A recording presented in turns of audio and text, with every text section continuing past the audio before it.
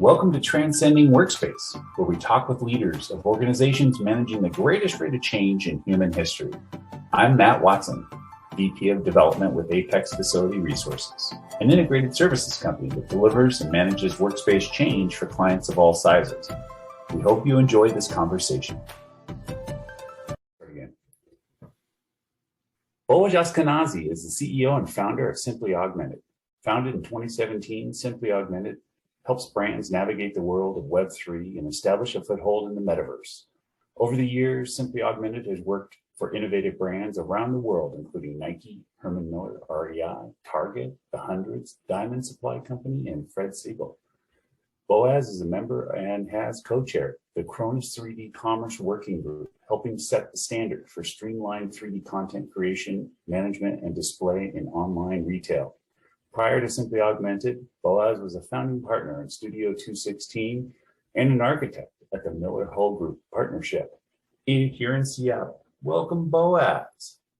Hey, thanks. It's great to be here. So super excited to have you, man, because not only are you a good friend, but I'm intrigued with your background because you came out of college as an architect. Yeah. You're going to go build stuff. Yeah.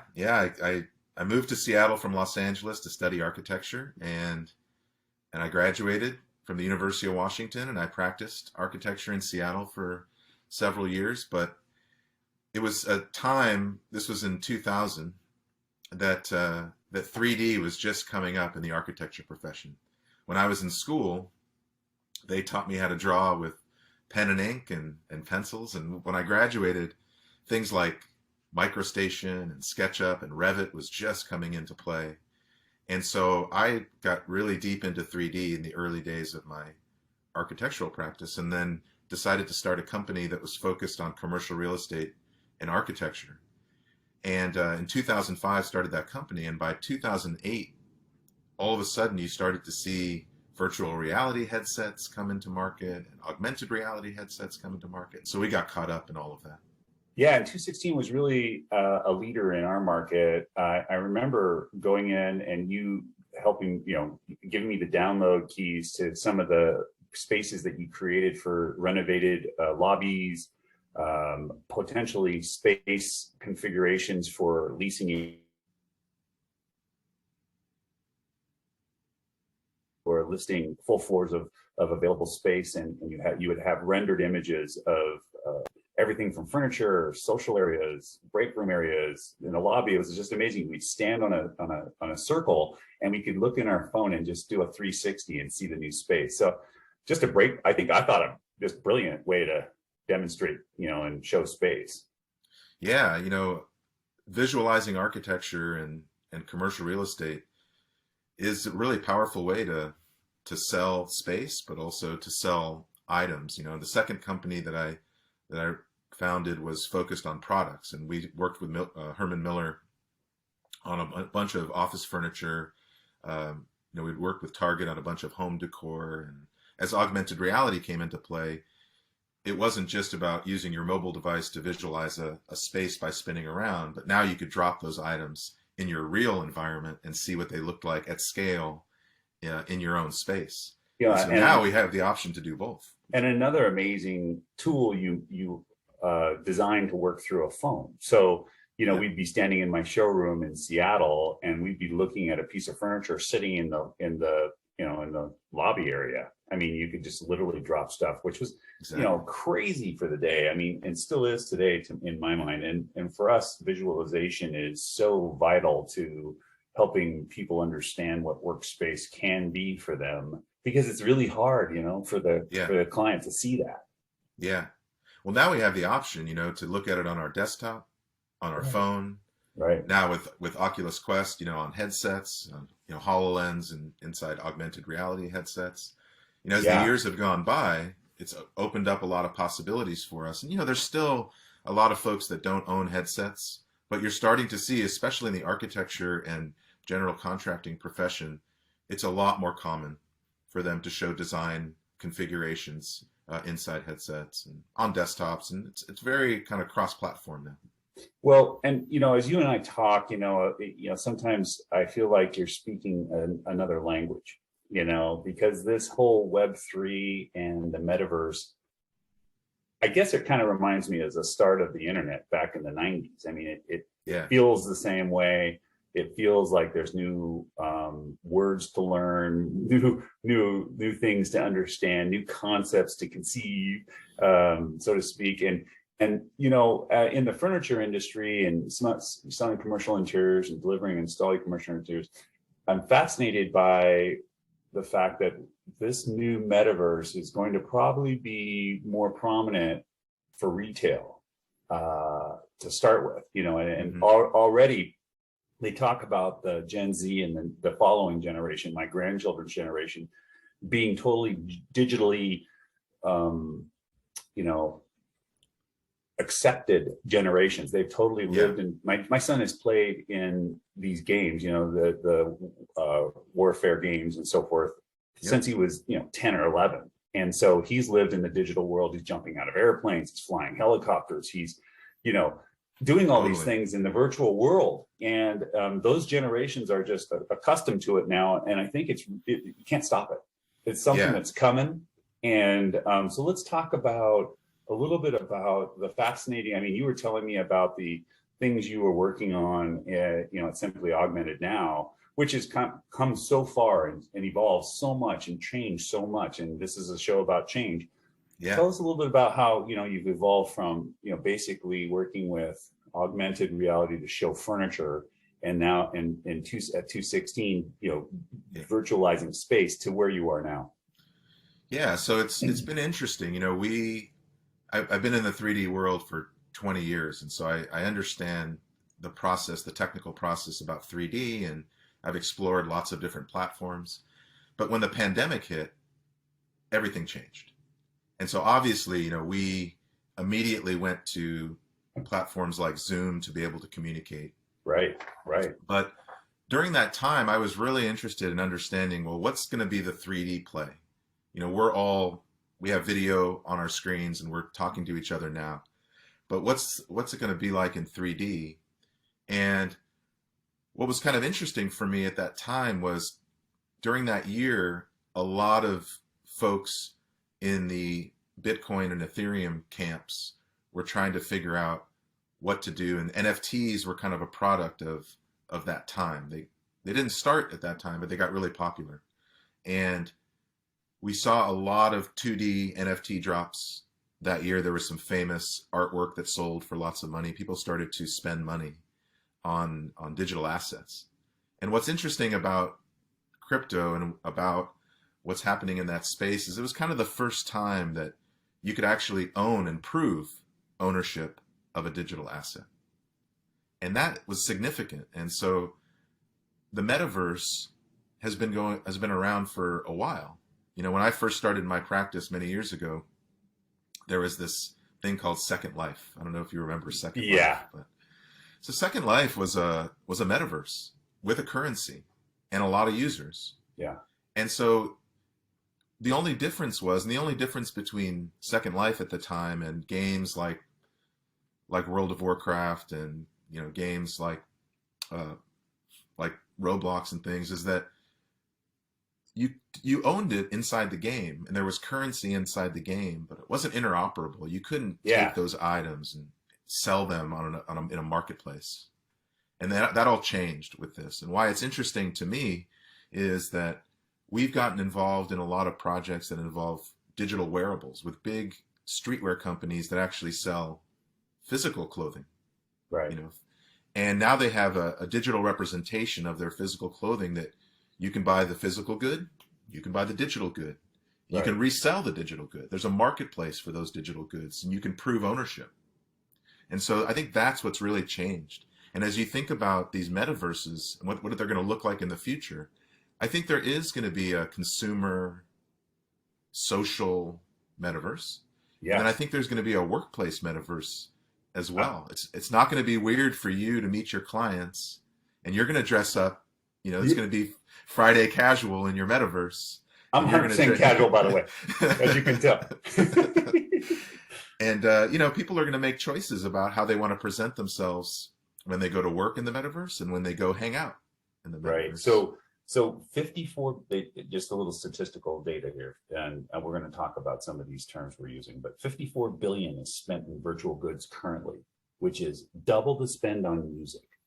This is today. So yes, the pandemic did accelerate the digitization of our lives, which is also another kick in the butt that this whole 2-year span has had. Decentralized autonomous organization, that's one word I want you to explain to me. Interoperability, you have already mentioned, which is the cross virtual world interconnections, right? Yep. Yeah, we could talk more about that too. So the DAOs, decentralized autonomous organizations, you really need to think about them as companies, right? As like the Web3 company. And they function in lots of different ways. Sometimes people come together and they pool money to purchase things that they otherwise wouldn't be able to do as individuals. And oftentimes there's voting involved that's a little bit more cooperative than you would typically see in an organization where ultimately the board votes make the decisions. And so it's really interesting. I think there's a lot of groups that are exploring in these early days what it means to be a DAO and what are the efficient parts of being a cooperative and not a centralized organization. But it's really interesting, and there's a lot of cool stuff that's getting done. In terms of the interoperability, we're still also early days on that, but here's the vision. The vision is that in the digital world, you have a backpack, and in that backpack are your clothing and your items and all the things that you want to carry with you. And it doesn't matter where you go. You can go from game to game, you can go from world to world, but you can use your stuff that you own. In all the worlds. Mm-hmm. In all the worlds that you own. And they haven't quite made them all connected though yet, have they? No. Mm-mm. See, that's the other thing I'm looking at going, it seems like everybody has a fiefdom here, and a lot of these, and what kind of got me inspired just getting ready for our chat today was this BizNow article. It's the first basic survey that they put out about the metaverse within the commercial real estate community. And in November, tokens.com acquired 116 parcel estate in Fashion Street district of Decentraland via a new subsidiary, Metaverse Group. It paid 618 mana, an Ethereum-based token used as currency in Decentraland for the deal, which is roughly converting to about $2.4 million. Yep. This is commercial real estate starting to edge into the metaverse. Yeah, big time. And it was real money. What are your thoughts on that? Yeah. So I'm working in a lot of these neighborhoods right now and thinking about building retail in those neighborhoods that might lease that retail to these owners of land. And so you just think about it like commercial real estate. These guys are buying up 250 parcels, 300 parcels. Yep. These parcels are 16 meter by 16 meters. So they're the size of a small, store. Yeah. And you have height limits, right? Like there's, 20-meter height limits. I mean, it's all the same. And then you think about that parcel size and what that would cost over the year to lease that land. And there's people that are excited about coming into these neighborhoods, and they're more excited about coming into neighborhoods where there's cool venues adjacent to them, just like in real life. Location. What's blowing my mind is when Goldman Sachs and Morgan Stanley both reported that they see $8 trillion worth of opportunity in the space. And major institutional investors like BlackRock are looking at getting into the sector in a bigger way. This is 8 with a T trillion. Yeah, it's going to be a huge space. And I think there's a lot of parallels to the way that we think about property in real life. It's just that the numbers of people that are there now are small. The daily active users are small, but they're growing really fast. And I think that's why they're looking at those big numbers, because they understand that, you brought up your son before. A lot of people play games, and they play games to socialize with their friends. And so they don't go on to a Zoom call. Screaming in the middle of at 11 o'clock at night, screaming at the guys on the game. Right. And what's funny to me is they don't go on to Zoom to have happy hours like adults do. They go play games so that they can hang out and talk and they can do fun things together. And that's the thing about these worlds, I think, that that I've learned over the last few years about what is sticky and what brings people back. Yeah. There's a lot of fashion release parties that I've gone to recently where we're dropping clothes for people, and they have a party, and there's like a venue where people are dancing and there's music, and it's pure social. And it's fun for a minute, but then it gets old really fast. And what you're seeing now, there's a concept in the metaverse called play to earn games, play to earn. Yeah. Yeah. That's really, really taking off. And the reason why is that they're seeing that that's what brings people back. You know, it's one thing to have a new user come in for the first time and buy some digital wearables and go to a party, but to get them back, there needs to be something fun to do. Yeah, and gamification is nothing new. I mean, the airlines do it. Nordstrom does it. I mean, Retail has figured that out. And so outside of gaming, you know, the early ops in is probably retail, hospitality, meetings and events as far as what you're seeing. Is there anybody else that you see out there that's going to be jumping in on this opportunity? It's funny. Tokens.com just built a headquarters in Decentraland. And I noticed that there was a lot of professional services that were talking to them about getting space in their tower. They built a tower. Yeah. And I think that, I guess that goes to meetings, but maybe on a smaller scale, not on the convention center sized meetings. But yeah, you're starting to see a lot of businesses think about, well, I need a presence. I need a space, and I'm going to meet people, and it might not be a pure sale like I'm going to a store to go shopping, but it's still a business transaction, a kind of business meeting. Yeah. And, if you're not a digital native now, which you clearly are, an older digital native, by the way, I don't mean to be, but reality is it's probably 21 and under are true digital natives. I know my older kids are probably more digitally native than I am, but, my wife and I were just looking at each other last night going, oh my God, this is a scary, but also a very exciting time, and it's also, we were also shaking our head of the politics and everything going on in the day. Yeah. And just the fact that change, and this show is about, the rate of change and how it's influencing, impacting, people's lives, that there's just no way of turning the clock back. Mm-hmm. This is going to happen. And so we all need to really start taking this stuff in and figuring it out. So big question, how do you see, I guess at this point, how do you see the metaverse changing what people are calling the human condition? Because that's a big conversation right now. It is a big conversation. I have mixed feelings about it. There's a lot of people that have dystopian ideas about what a metaverse is going to look like when we all have our headsets on, and that's the only way that we communicate. Yeah. I hope that there is a relationship to the real world in all of this. And when I think about the products that we're dealing with, they definitely are, most of them are phygital. There's a physical and a digital aspect to both.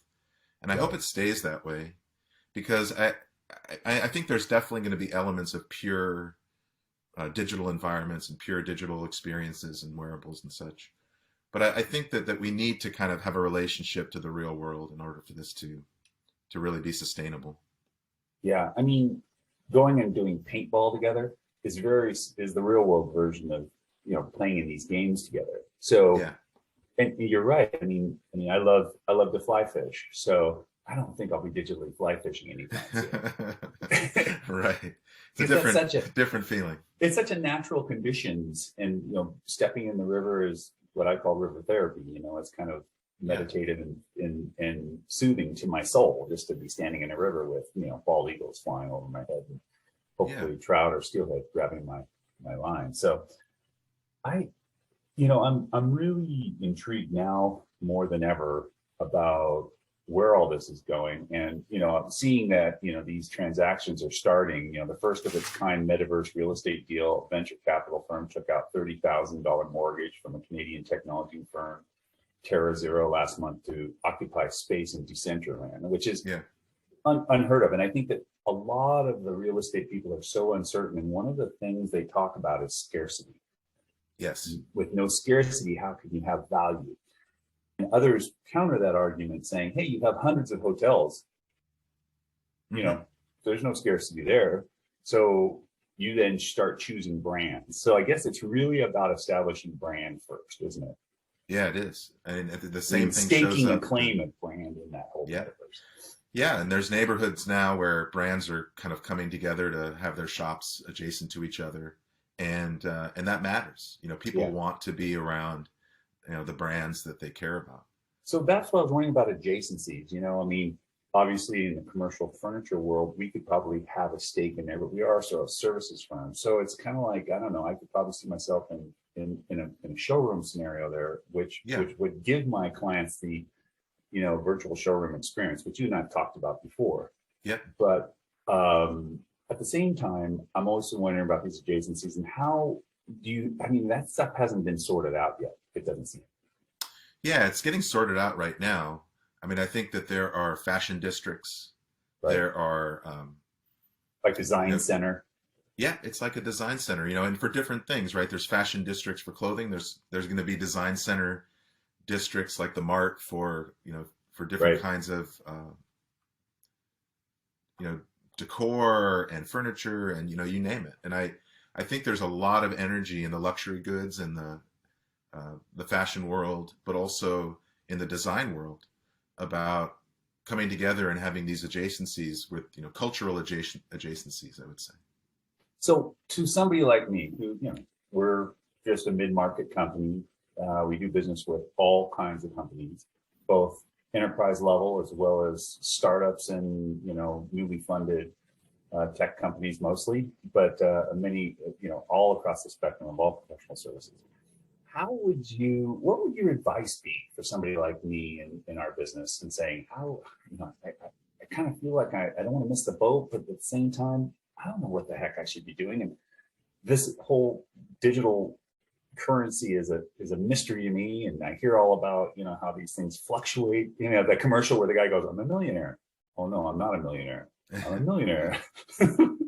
So what's your coaching? How would you coach a guy like me? Yeah, I would say 58-year-old guy. Yeah, I would say, age is not the issue for me. It's just kind of being new to a very, Right. very new space. And, I experienced this a lot. We work for a brand called The Hundreds, and it's run by two guys, Bobby and Ben. And they've been around for a really long time. And they're my age too. But they have been in the streetwear space from the beginning. They're kind of OG streetwear guys. And Bobby and Ben went head first into crypto and into NFTs, and they were one of the first streetwear brands to do so. What was interesting about that market was that a lot of folks were used to buying sneakers, flipping sneakers. There was this culture of reselling, but nobody knew about the technology.